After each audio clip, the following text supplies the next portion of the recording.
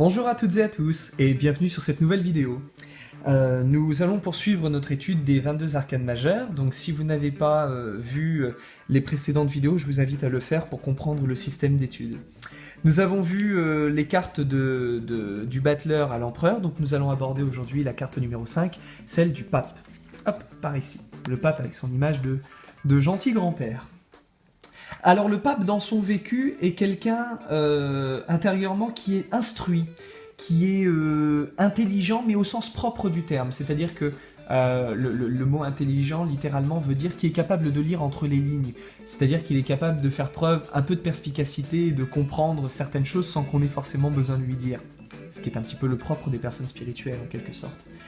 C'est quelqu'un qui va être pédagogue, et qui va du coup se mettre au service d'autrui, au service du bien-être d'autrui, mais au service du bien-être davantage spirituel. Alors qu'est-ce que ça veut dire spirituel ? Je parle pas de religion du tout, hein, absolument pas, c'est tout le contraire. Dans la religion, vous avez besoin de quelque chose à l'extérieur de vous pour vous guider de l'intérieur, alors que la spiritualité, c'est justement chercher à l'intérieur pour nous permettre d'être guidés à l'extérieur.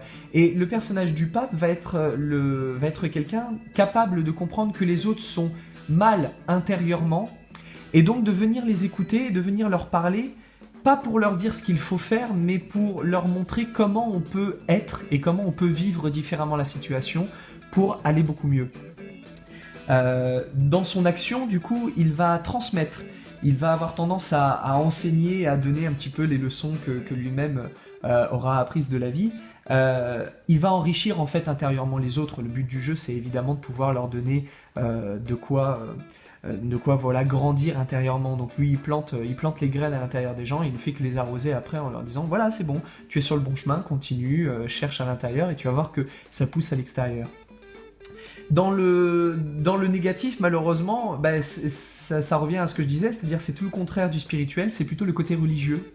Dans le religieux, on impose des choses à l'extérieur pour essayer de formater l'intérieur. Et dans son état, dans son vécu, ça va être quelqu'un de dogmatique. Ça va être quelqu'un qui va être persuadé de détenir la vérité, c'est lui qui va savoir mieux que les autres, il va avoir les clés de la morale, il saura impérativement comment il faut se comporter puisqu'il est en contact avec des entités que les autres ignorent. Tiens, c'est rigolo, j'ai connu un professeur de tarot qui était comme ça, persuadé d'avoir les clés du tarot et que personne d'autre que lui ne pouvait le savoir puisque lui avait des contacts avec des êtres supérieurs que les autres n'avaient pas. Bon bref, petite note à part. Et du coup, dans sa manière d'agir, il va en fait formater les gens, il va essayer de les endoctriner, il va émettre des jugements, pas uniquement sur ce que les gens font, mais aussi sur ce que les gens sont, pour mieux leur dire c'est comme ça que tu dois faire. C'est même pas c'est comme ça que tu devrais faire, on n'a même pas la notion de condition là, c'est vraiment tu dois faire ça, tu dois être comme ça. Donc voilà, on a vraiment cette division dans lui, dans cette espèce de dichotomie entre l'aspect spirituel où je fais grandir ce qu'il y a à l'intérieur de la personne pour qu'à l'extérieur il vive mieux, contrairement justement au côté religieux où de l'extérieur on impose un carcan, on impose des choses, une manière de faire et de penser pour faire en sorte que à l'intérieur du coup il devienne un gentil mouton qui va écouter tout ce qu'on a à dire. Voilà pour cette carte-là, donc c'était la numéro 5, la carte du pape. Je vous donne rendez-vous très rapidement pour la carte numéro 6, la carte de l'amoureux. Et puis d'ici là, comme d'habitude, prenez soin de vous.